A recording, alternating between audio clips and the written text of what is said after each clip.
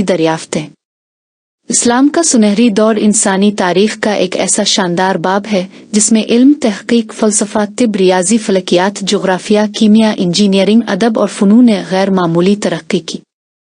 عام طور پر اسلام کے سنہری دور سے مراد تقریباً 8ویں سے 14ویں صدی عیسوی کے درمیان کا وہ دور ہے جب مسلم دنیا کے مختلف مراکز خصوصاً بغداد، دمشق، قاہرہ، قرطبہ، بخارا، سمرقند اور دیگر علمی مراکز میں علم و تحقیق کو بہت اہمیت حاصل ہوئی۔ عباسی دور میں بغداد ایک عظیم علمی مرکز بن گیا جہاں مختلف زبانوں میں موجود علمی کتابوں کا عربی میں ترجمہ کیا گیا، اور مسلمان علماء نے صرف قدیم علوم کو محفوظ نہیں کیا بلکہ ان میں نئے نظریات، تجربات اور تحقیقات بھی شامل کیں۔ عباسی خلیفہ المامون کے دور میں بیت الحکمہ علمی سرگرمیوں کا ایک اہم مرکز بنا جہاں مترجمین، ریاضی دان، فلکیات دان، طبیب اور فلسفی کام کرتے تھے۔ یونانی، فارسی اور ہندوستانی علوم سے استفادہ کیا گیا اور انہیں اسلامی علمی روایت کے ساتھ جوڑا گیا۔ اس علمی ماحول نے ایسے عظیم علماء پیدا کیے جن کے کام نے بعد میں یورپ کی نشان ثانیہ اور جدید سائنس کی ترقی پر بھی اثر ڈالا۔ اسلامی سنہری دور کی سب سے نمایاں خدمات میں ریاضی کا علم شامل ہے۔ مشہور مسلمان ریاضی دان محمد بن موسیٰ الخوارزمی نے الجبرا کے علم کو منظم اور ترقی دینے میں بنیادی کردار ادا کیا۔ ان کی کتاب الکتاب المختصر فی حساب الجبر والمقابلہ نے الجبرا کی بنیادوں کو منظم انداز میں پیش کیا۔ آج کا لفظ الجبرا عربی لفظ الجبر اسے نکلا ہے، جبکہ لفظ الگریدم بھی الخوارزمی کے نام سے نسبت رکھتا ہے۔ الخوارزمی نے ہندورب اعداد اور حساب کے طریقوں کو بھی فروغ دیا جنہوں نے بعد میں دنیا بھر میں ریاضی اور حساب کتاب کے نظام کو بدلنے میں اہم کردار ادا کیا۔ صفر کے استعمال اور اشاری نظام کی ترقی نے حساب کو پہلے کے مقابلے میں کہیں زیادہ آسان بنا دیا۔ اس دور کے مسلم علماء نے ریاضی کو صرف نظری علم نہیں سمجھا بلکہ اسے تجارت، تعمیرات، وراثت، فلکیات اور روزمرہ زندگی کے مسائل حل کرنے کے لیے استعمال کیا۔ فلکیات میں بھی مسلم علماء نے حیرت انگیز خدمات انجام دیں۔ انہوں نے آسمان، ستاروں، سیاروں اور وقت کے حساب کا باقاعدہ مشاہدہ کیا۔ انہوں نے رصدگاہیں قائم کی اور فلکیاتی جدولیں تیار کیں۔ طب اور طبی سائنس میں اسلامی سنہری دور کی خدمات بھی بے حد اہم تھیں۔ ابن سینا کی مشہور کتاب القانون فی الطب صدیوں تک طب کی ایک اہم کتاب کے طور پر استعمال ہوتی رہی۔ اس کتاب میں مختلف بیماریوں، علامات، ادویات اور علاج کے اصولوں کو منظم انداز میں بیان کیا گیا۔ الرازی نے طب اور کیمیا میں اہم کام کیا اور بیماریوں کی تشخیص اور علاج کے حوالے سے تجرباتی طریقوں کو فروغ دیا۔ انہیں چیچک اور خسرہ کے درمیان فرق واضح کرنے والے ابتدائی طبیبوں میں شمار کیا جاتا ہے۔ مسلمان طبی ماہرین نے ہسپتالوں کے منظم نظام کو بھی ترقی دی۔ بڑے شہروں میں ایسے ہسپتال قائم ہوئے جہاں مریضوں کا علاج کیا جاتا، طبی تعلیم دی جاتی اور ادویات تیار کی جاتی تھی۔ بعض ہسپتالوں میں مختلف بیماریوں کے مریضوں کے لیے الگ شعبے بھی موجود تھے۔ اس سے معلوم ہوتا ہے کہ اسلامی دنیا میں طب کو ایک باقاعدہ علمی اور عملی شعبہ سمجھا جاتا تھا۔ آنکھوں کی طب یعنی آفتھلمالوجی میں بھی مسلمان علماء نے اہم کردار ادا کیا۔ ابن الہیثم نے بصریت اور روشنی کے علم میں بنیادی تحقیقات کی۔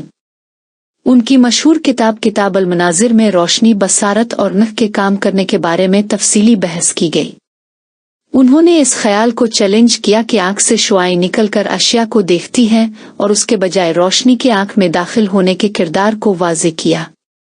ابن الہیثم نے مشاہدے، تجربے اور تحقیق کی اہمیت پر زور دیا، اسی لیے انہیں جدید بصریت کی تاریخ میں ایک اہم شخصیت سمجھا جاتا ہے۔ ان کے کام نے بعد کے مسلم اور یورپی سائنسدانوں کو متاثر کیا۔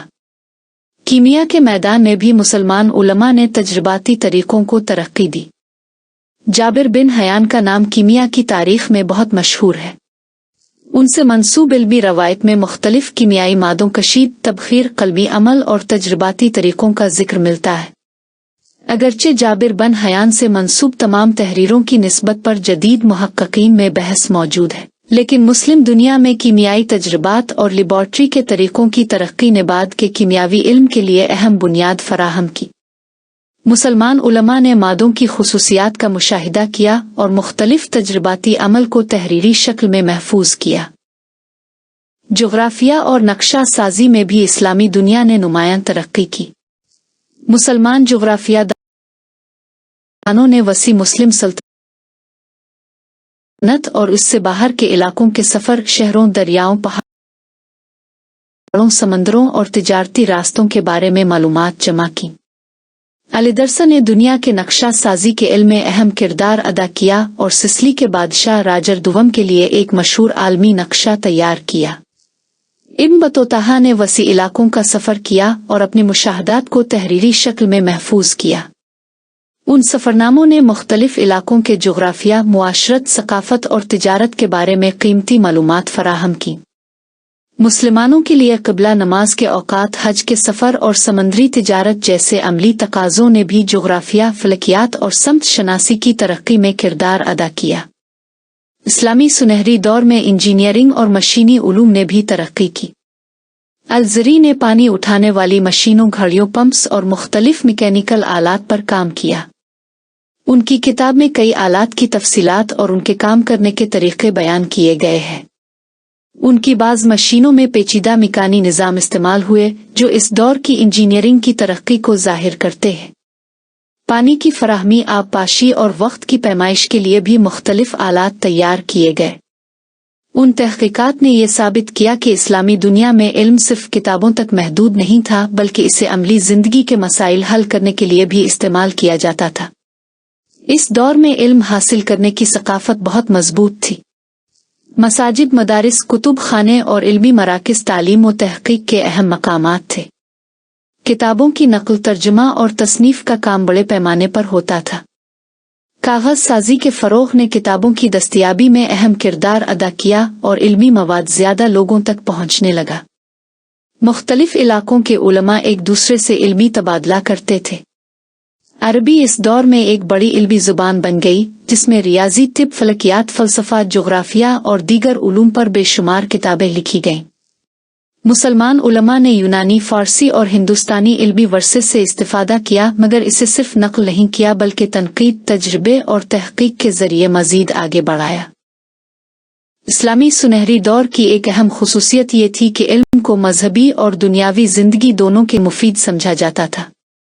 قرآن مجید میں انسان کو غور و فکر، مشاہدہ اور کائنات میں اللہ کی نشانیوں پر تدبر کی دعوت دی گئی ہے۔ اسی وجہ سے بہت سے مسلم علماء نے کائنات کے مطالعے کو اللہ تعالیٰ کی تخلیق کو سمجھنے کا ذریعہ بھی سمجھا۔ ان کے نزدیک سائنسی تحقیق ایمان کے خلاف نہیں بلکہ اللہ کی پیدا کردہ دنیا کے قوانین کو سمجھنے کی کوشش تھی۔ یہی سوچ علمی جستجو کے لیے ایک مضبوط محرک بنی۔ اسلامی دنیا کے علمی اثرات بعد میں یورپ تک پہنچے۔ تلتلہ، قرطبہ، سسلی اور جنوبی اٹلی جیسے مراکز میں عربی علمی کتابوں کا لاطینی زبان میں ترجمہ ہوا۔ مسلمان علماء کی کتابوں سے یورپی طلباء اور دانشوروں نے استفادہ کیا۔ الخوارزمی کے ریاضیاتی کام، ابن سینا کی طبی تصانیف، ابن الہیثم کی بصریت اور دیگر علماء کی تحقیقات نے یورپی علمی روایت پر اثر ڈالا۔ اس طرح اسلامی سنہری دور نے قدیم علمی ورثے کو محفوظ رکھنے، اسے ترقی دینے اور پھر اسے دوسری تہذیبوں تک منتقل کرنے میں اہم کردار ادا کیا۔ اسلام کا سنہری دور ہمیں یہ سبق دیتا ہے کہ کسی بھی قوم کی ترقی صرف دولت اور طاقت سے نہیں بلکہ علم، تحقیق، اخلاق، محنت اور تجسس سے ہوتی ہے۔ مسلمان علماء نے محدود وسائل کے باوجود ایسے کام کیے جن کے اثرات صدیوں تک باقی رہے۔ انہوں نے سوال پوچھنے، مشاہدہ کرنے، تجربہ کرنے، حساب لگانے اور نتائج اخذ کرنے کو اہمیت دی۔ آج جدید دنیا سائنس اور ٹیکنالوجی میں بہت آگے بڑھ چکی ہے، لیکن اسلامی سنہری دور کی علمی روایت ہمیں یاد دلاتی ہے کہ علم کی جستجو، تحقیق اور انسانیت کی خدمت کسی بھی معاشرے کی ترقی کی بنیادی بنیاد ہے۔ حقیقی عظمت اس بات میں ہے کہ انسان اپنے علم کو دوسروں کی بھلائی کے لیے استعمال کرے۔